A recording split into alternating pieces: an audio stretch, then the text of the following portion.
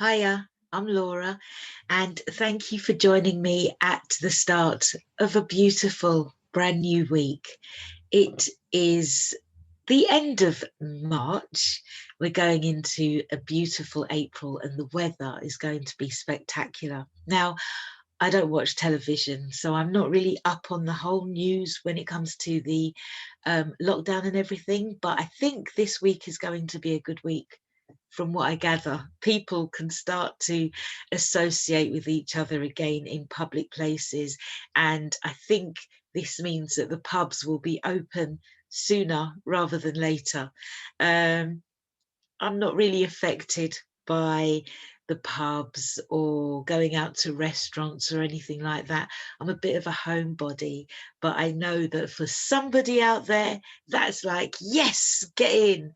So congratulations on making it through, and enjoy socializing with those you love and have missed over the past year. And what a year it has been. It definitely is now, over a year since we have experienced this unique changing life, which, is something that many people have gone their lifetimes without having to experience. This is like an epoch, let's say. Not only has society changed in unrecognizable ways. Many people are saying that they want things to go back to normal. I think the question is, have they ever been normal? Have things ever been normal? And will they ever go back to the way they were? We are now in the age of Aquarius, which is something new. There's new energy on the earth. And as the weather gets nicer, I'm just reminded of the seasons and how we come and we go. I don't mean to put a dampener on things. I don't think that that conversations around death have to be miserable, but I suppose and a reminder of the inevitable is always best woven in to that encouragement to live fully, live while you can, live happily. Many of the things that we worry about and trouble ourselves over really don't matter in the grand scheme of things. If you look back 10 years ago and think about what was on your mind then, it's probably far from your mind right now. I am currently writing a book, and in the book, I went back to the day of September 11, 2001. I happened to be in America, in New York at that time. What I didn't know is that over here, the number one top charting song at that time in that week was Bob the Builder by, is it Mambo Number Five? Mambo Number Five. And the reason why I say that is because who knew? At some point, for some people, it was like the most important song at that time. And when people think back, it will bring back memories for them, hopefully of happy times, hopefully not of 9/11. But that's kind of like the contrast of life. In one part of the world, some people were jumping to Bob the Builder by Mambo Number Five. And, we all know now what was going on in America at that time. When we fast forward to 2021, are we thinking about those days? Not so much. And so I think my message today is to just remember that we are alive, that we are living. I know I mention this all the time, Benjamin Franklin. I think it's got to be like one of my favorite quotes, and I never get it right, never get the ages right, but he said that most people die in their 20s. They're not buried until they're in their 70s. life really is for living. And I know that I keep on banging on about death, more for the planning aspect. I think we should be planning for death. I think that we should be prepared for death. I think we should be having conversations around death, only so that we can live more fully, live more authentic lives without the stress of having to think of one day dying and being led by fear for that inevitable time, because that fear that can cripple us can impact so much more at the end of life and through the future generations. Anyway, I'm not here to lecture. I am going to be hosting a series of Zooms.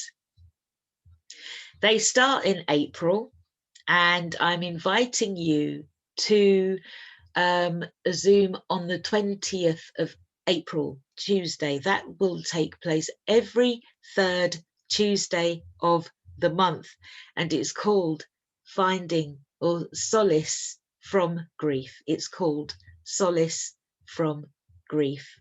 Within those Zooms, it's a 2-hour session. We will be discussing death. We will be contemplating it, and we will be holding a meditation as well. Okay, just doing gentle things to look at where we are in our grief. Everybody experiences grief at some point in their lives, and it's not always due to death. It's not always due to bereavement. You know, you can experience other losses, like the loss of a career, the loss of your health, the loss of a relationship, a friendship. We all experience grievances throughout our lives. And so solace from grief is focused on bereavement.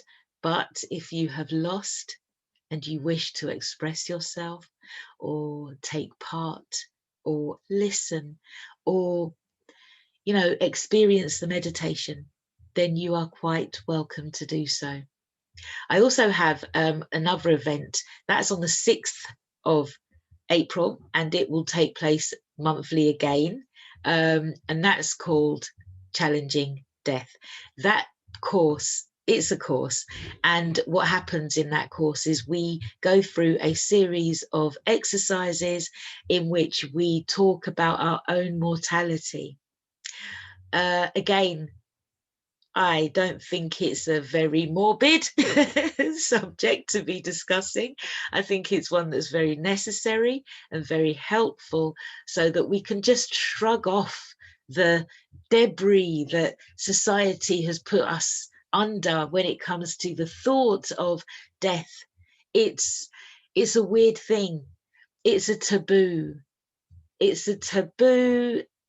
But at the same time, people watch television programs that feature death and dying all the time. Sometimes it can happen in humorous ways, and sometimes it can happen in very tear-jerking ways, which is really really weird for me, because I've always wondered why people would go to the cinema to cry. But that's for another day. Okay, so yeah, those two events are open and available for you, hosted through Dippism. Challenging Death, that is on the first Tuesday of every month, and that happens during the day, so it'll probably be around 9:30 onwards, probably finishing at 3. That's a course. And then I have got Solace from Grief, and that is an evening event starting at 7:30 and ending at 9:30, and that's £10. It's £10, and I will put the link above this post in the Dippism group. Yeah, that's what I'm doing. I'm very, very quiet at the moment because I'm actually writing a book. And from that book, there will be a course coming soon. Yes, you've guessed it, it's death related, but it's more in line with planning for one's end of life, remembering one's rich life, and being prepared for that which may come after. Anyway, on that note, I'm going to leave you. I'm going to love you. And I'm going to say, enjoy living your life.